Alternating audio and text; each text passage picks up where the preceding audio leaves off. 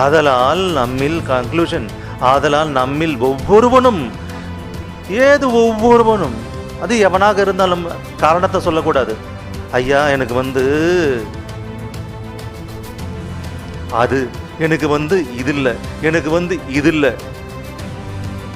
நம்மில் ஒவ்வொருவனும் தனக்கென்று தன்னை குறித்து தேவனுக்கு, நேரடியாக தேவனுக்கு, மோடிஜிக்கு, அவங்களுக்கு கிடையாது, இல்லைன்னா இன்கம் டேக்ஸ் டிபார்ட்மெண்ட்டுக்கு கிடையாது, டைரக்டா தேவனுக்கே கணக்கு ஒப்புவிக்க வேண்டும். நீ உனக்கு 2 தாலந்தை கொடுத்தேன், எத்தனை சம்பாதித்தாய்? 2க்கு 2, சபாஷ்.